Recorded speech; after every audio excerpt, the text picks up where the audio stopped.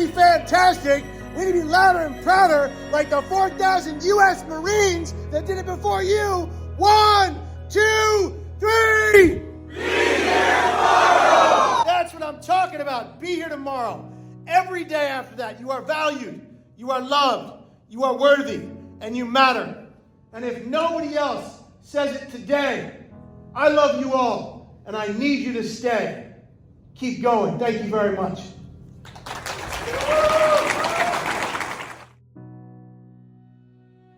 Friends, family, this is my new friend, Yasmin Lee, and we're going to be friends for life. I'm here at McGuire Air Force Base and Joint Base Installation. We talked to 2 groups today, phenomenal crowds, some amazing individuals serving this country, saving and changing lives all over the world, keeping us safe from harm's way, given our current climate. But I have to show you something. Come on over here. Come on over here. Oh, wait, tell me the story. So 2.5 weeks ago, you showed up on my TikTok, and I went through the entire podcast that you did with Mark Donner. And I was like, this is interesting because I was at a very dark place in my life.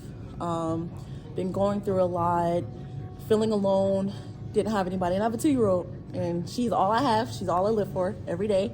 And I saw this, and at a point in my life, I was just like, I don't have anybody, but I knew someone needed me, and that was my baby. And I looked at this video of you explaining when you were going over the bridge that, you know, I made a big mistake, and I didn't want to make the same mistake for my baby. And I needed, you know, I pushed onto that, and I held onto her, and I was like, look, mommy's here for you. And no matter how hard things get, I know that every day, like, someone understands the pain that I'm in, but I have someone I need to fight for, and that's you. So I appreciate you, and the fact that I got to see you 2.5 weeks after watching this. I just want to say thank you. Because you actually, you know, saved my life, and my baby has a mom to look at every day, to grow up and do things for. So I just want to say thank you. Thank you, thank you, thank you. Because without you, you know, my baby girl, she got some mommy. Thank you for being reached by something. Thank you. We tell stories. That's what we do. Stories are 22 times more memorable than statistics or facts. That's why lived experience is the real movement that is going to shake up and change the suicide prevention movement and actually turn the tide to reduce numbers. It's not clinicians, and we love clinicians, but it's not clinicians. It's not doctorates. It's not people with names, letters behind their name, who've never lived the experience of someone who's gone through bipolar depression or through suicidal ideation, who looks like Yasmin, who looks like me, who's been in evident, excruciating, lethal emotional pain. It's the people who can tell the stories that will connect with the brains, because every time you tell a story like I told today, it syncs up with the audience neurons and neural pathways in the brain, and it leaves a spot of empathy in their struggle. And then they go home and do the work to save and change their own life because they've been impacted by the message. I don't save lives. I didn't save your life. I'm not a lifesaver. You went home and did the work and saved your own life. You were inspired by words, but you are the true hero in more ways than one. Lean on the people that care about you. Lean on the people that, you know, look up to you every day, and that's what I do.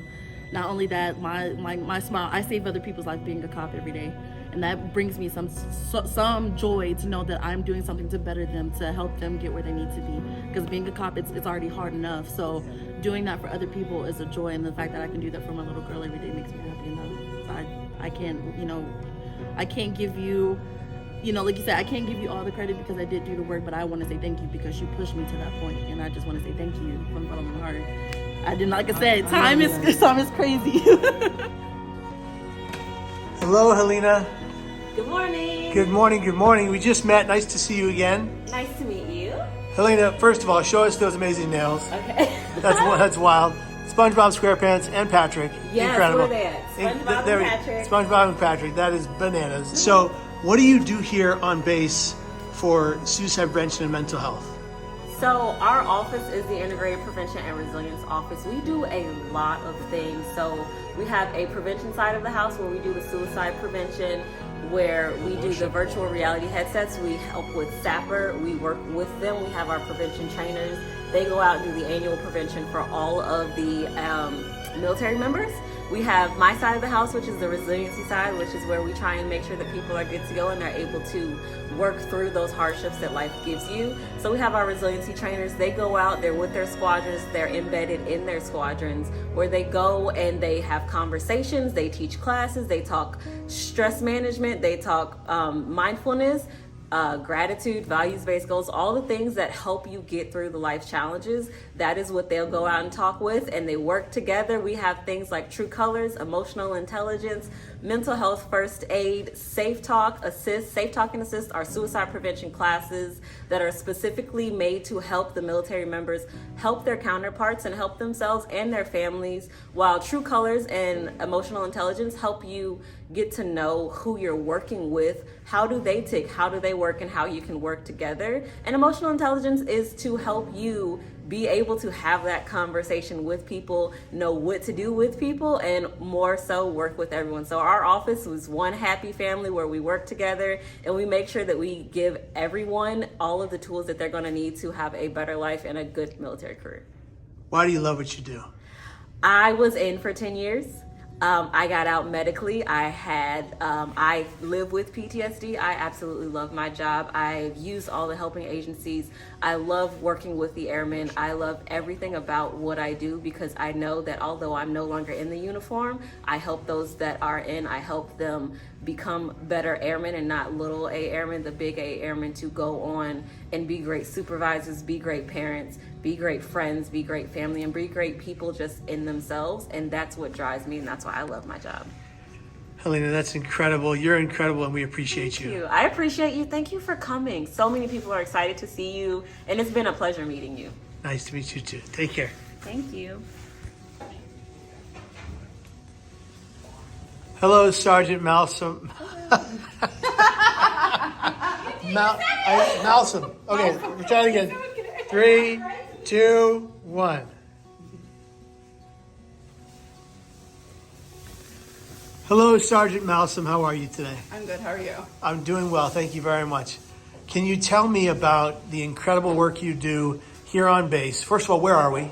We're at Joint Base McGuire Dix, Lakehurst, New Jersey. In New Jersey. And what do you do here at the base? So my job is the Wing Resiliency Integrator for Sergeant.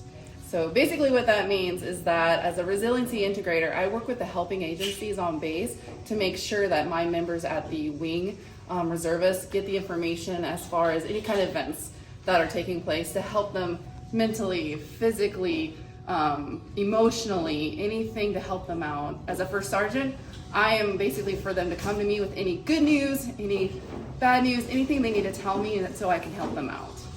And you have a 24-hour phone that when you answer, you have to be there for someone in need, correct? Yes, sir. And what's that like? Well, I just recently got in this position, but I have had to deal with a couple instances. So it is an eye-opener for me to be on this side of the being in the military as a leader. So it hasn't really been crazy, but I know that in the future and everything, I will need to. Oh God, I suck. No. It's okay. No. I'll let that. So in the future, you will need to. No. Take your time. Take your time. Oh gosh, now I got a brain fart. No, it's fine. So the work you do, why it's important, why it matters, and why that phone number is so crucial.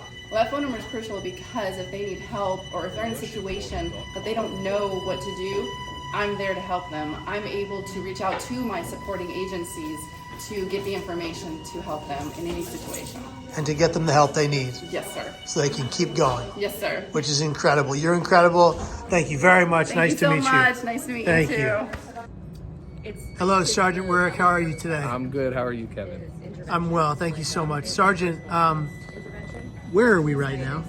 We are at the base theater at Joint Base McGuire Dix, Lakehurst in New Jersey. Is there a name for the theater? Just the McGuire Theater. The McGuire Theater. That makes sense. Okay. Sergeant Warrick, we're here today. Can you tell me about the work you do here on base? Absolutely. So I am a suicide prevention trainer. I'm also a sexual assault prevention trainer as well.